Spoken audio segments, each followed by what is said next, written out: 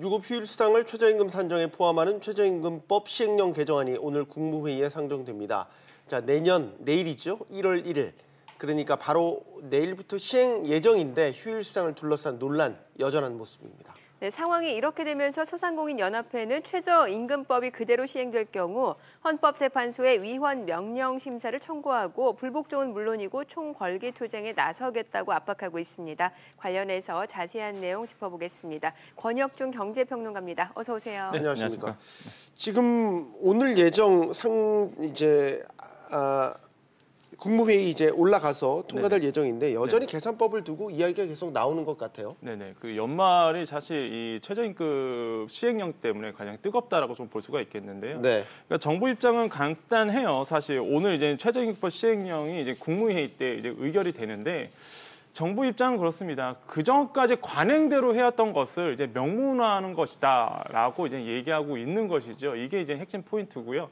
근데 이제 경영계 입장에서는 명문화 하더라도 이것은 이제 최저임금이 너무 급격하게 오르기 때문에 사실 이거는 아니다라고 계속적으로 이제 반론을 하고 있는 것이죠. 그러니까 이러한 첨예의 어떤 대립이 있는 것을 오늘 바로 이제 국무회의 때 바로 의결될 예정이기 때문에 사실 이슈가 굉장히 크게 되고 있다라고 볼 수가 있겠습니다. 네, 이 최저임금법 시행령 개정안 내용을 살펴보게 되면은 그러니까 주휴 시간은 최저임금에 포함시키되 노사 그렇죠. 합의로 기업들이 정하는 뭐 휴일, 약정 휴일은 빼자 이게 맞습니까? 네, 맞습니다. 정확히 말씀해 주셨는데요. 그 홍남기 부총리 겸 기획부부 장관이 이런 얘기를 했습니다. 어떤 얘기냐면 주휴일은 포함하되 약정 휴일은 포함하지 않는 안으로 이제 가겠다. 근데 워낙 의지가 강력하기 때문에 오늘 10시입니다. 국무회의 때 거의 의결될 가능성은 확실해 보이고요. 이렇게 이제 진행이 된다는 것이 우리가 볼 수 있겠는데 아시겠지만 주휴수당 같은 경우에는요. 주당 15시간 근무를 채운 근로자에게 하루치 유급휴일을 주는 건데 이게 뭐 주는 나라를 봤더니 멕시코, 터키, 스페인 정도로 해서 굉장히 드뭅니다. 그래서 전 세계적으로 봐도 주는 나라는 많지는 않거든요. 그래서 이제 법적 처벌도 우리나라에서 강하지가 않았어요. 그러다 보니까 사실 많은 그 소상공인 중심으로는 주휴수당을 생각지 않고 임금 체제를 한 경우가 굉장히 많았거든요.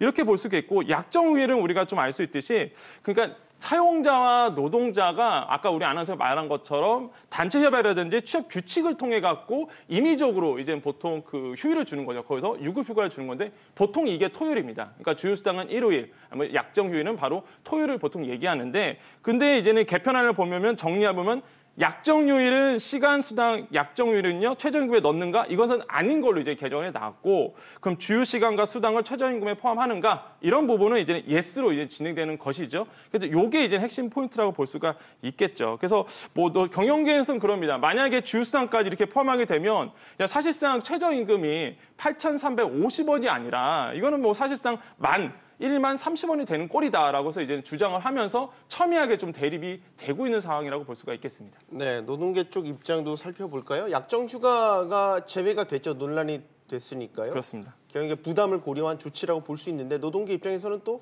이런 조치들이 최저임금 인상 효과를 사라지게 한다. 뭐 이런 얘기도 하고 있잖아요. 그러니까 노동계의 입장을 본다면요. 사실 이번에 그 약정 휴일이 제외된다는 부분에 대해서 뭐 불만이라고 많이 아실 텐데 사실 속마음은 그렇지는 않습니다.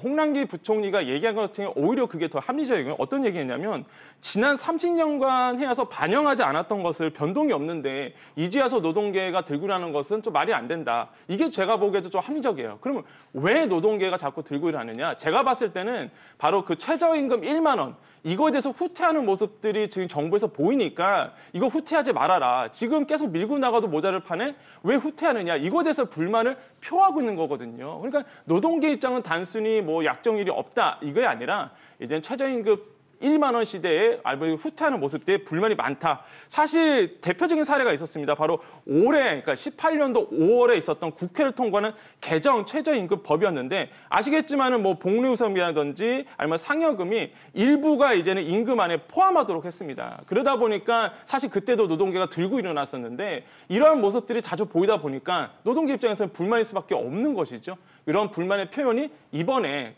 좀 드러났다라고 볼 수가 있겠습니다. 뭐 지금 경영계 특히 소상공인 측에서는 헌법소원까지 불수하겠다 이런 입장 아니겠습니까? 네네. 이 경영계 입장에서는 당연히 들고 일어날 수밖에 없죠. 아까 아나운서 말씀한 것처럼 뭐 헌법재판소에 위헌명령 심사를 내겠다라고 이제 얘기한 상태인데, 그러니까 이런 거 같습니다.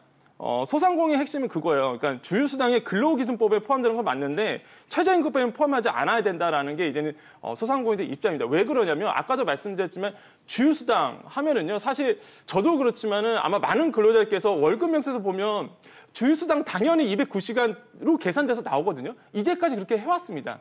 그런데 소상공인 입장에서는 주휴수당이 굉장히 생소해요. 그러니까 우리들이 봤을 때는 일반 근로자, 일반 경영계를 봤을 때는 사실 이게 209시간 지켜왔거든요, 계속적으로. 그런데 이제는 소상공인 입장에서는 전혀 생각지 않았던 것이 튀어나다 보니까 이제는 이제 소상공인 중심으로 해서 반론이 일어나는 것이고요. 사실 경영계는 그런 이제는 핑계 아니면 핑계로 말 그래서 노동가에 대해서 너무 혜택이 돌아온 것은 반대하고 있다는 걸 보시면 되겠습니다.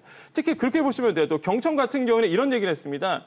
최저임금 산정 시 근로 제공이 없고 임금만 주는 시간을 제외하는 것은 본질적인 문제 해결 방법이다. 그러니까 무노동, 무임금이 기본적으로 자리를 잡아야 된다라는 것이 이제 경청이라든지 경영가의 입장이라고 보시면 되겠고요. 경영계는 그렇습니다. 이번에 밀리면 사실 계속적으로 밀릴 수밖에 없다는 어떤 그런 위기의 어떤 심리가 있는 것 같아요. 그래서 이번에 굉장히 첨예하게 정부랑 대립하고 있다라고 보시면 되겠습니다. 현실적으로 이제 대기업보다 규모가 작은 기업들이나 혹은 소상공인들이 더 반발하고 있는 이유는 예를 들면 이렇습니다. 지금도 최저임금을 맞추지 못하는 소상공인이 현실적으로 많이 있다라는 그렇죠. 것이고 네. 여기에다가 이제 휴일수당 논란이 되는 휴일수당이 포함이 된다면 이른바 휴일수당이라는 게 이제 주중에 15시간 이상 그렇죠. 15시간 근무를 해야 이상이죠. 지급이 되는 네네네, 조건이 맞습니다. 형성되는 거기 때문에 쪼개기 알바 이런 식의 이제 이상한 현상들이 나타날 거다라는 우려를 네네. 제기하고 있어요. 사실 그 일부 소상공인들을 많이 만나보면요. 이미 쪼개기 알바를 시작하신 분도 많습니다. 그러니까 네네. 주 15시간이거든요. 그러니까 15시간을 안 주면 되는 거예요. 사실 소상공인 입장에서는. 그러다 보니까 말 그대로 토요일, 일요일에서 8시간만 근무하면 16시간이기 때문에 이것도 주휴수당 줘야 되거든요. 사실. 그러면은 당연히 8시간 일할 거를 말 그대로 1명 고용할 거를 2명 고용해서 쪼개기 알바로 시작하는 분들이 지금도 일어나고 있고요. 2019년도에는 이런 쪼개기 어떤 근로시간이 굉장히 많아질 거다. 그래서 한간에서 그렇게 걱정을 합니다. 오히려 일자리가 늘 것인가 아니면 일자가 늘어도 질 안 좋은 일자가 늘 것이다라는 얘기가 그래서 이제 생기는 것이고요. 이런 문제가 실제적으로 벌어지고 있기 때문에 정부 입장에서도 이런 부분을 굉장히 리스크를 관리할 부분이 분명히 있어 보인다라고 우리가 평가해 볼 수 있죠. 네. 자, 그런데 문제는 또 연봉 5천만 원이 넘는 그 그렇습니다. 대기업의 고액 연봉자들조차도 이게 최저임금법에 맞추지 못하는 최저임금에 맞추지 못하는 그런 현상이 생길 수 있다라는데 이거는 또 어떤 내용인가요? 사실 이거는요. 그러니까 요번에 정부가 왜 이번에 개정안을 냈을까 보면은요. 이런 의도가 있어요. 여러 가지 뭐 최저임금을 높여주는 것도 있겠지만은 기존에 잘못된 어떤 임금 재편 시스템에 대해서 좀 변화를 주기 위한 어떤 정부의 의도도 있거든요.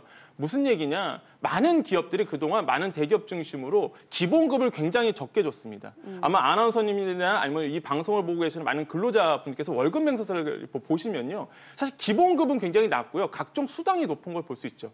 왜 그러냐면 기본급을 산정을 통해서 기본적으로 뭐 상여금이라든지 아니면은 퇴직금이라든지 이런 게 산정이 되거든요. 경영계 입장에서는 당연히 기본급을 낮게 가는 게 굉장히 유리하다 보니까 이전까지 계속 기본급을 낮게 잡았습니다. 그러니까 낮게 잡았는데 이번에 이제 최저임금 개편이 되면서 사실 시스템이 바뀌다 보니까 오히려 이번에는 그런 기업들 중심으로 해서 최저임금에 못 맞추는 경우가 굉장히 많았죠. 대표적인 사례가 이번 연도에 있었던 현대모비스와 대우조선 해양이었습니다. 네. 이게 7,530원에 못 미쳐서 시정명령을 받았거든요. 이런 기업들이 드문드문 있다. 그리고 이번에 또 이슈가 되는 게 2019년에 오면 오히려 현대차, 기아차 중심의 일부 근로자들은요. 오히려 그 2019년의 최저임금보다 낮게 되는 현상이 일어날 수밖에 없거든요. 지금의 상황을 본다면. 그러다 보니까 당연히 정부 입장에서는 야 이거는 최저임금의 문제가 아니라 너희들의 어떤 임금 시스템에 대한 문제이기 때문에 빨리 이걸 시정하라는 게 어떤 정부의 입장인 거고요. 경영계는 시간을 달라. 이건 불합리하다. 당장 하기는 힘들다라는 게 이게 경영계의 목소리인 거죠. 그러니까 이런 어떤 숨은 어떤 뜻도 분명히 이번에 그 이슈 안에 있다고 우리가 생각해 볼 수 있겠습니다. 네, 최저임금법 시행령 개정안과 관련된 내용 짚어봤습니다. 권혁중 평론가였습니다. 감사합니다. 잘 들었습니다. 감사합니다.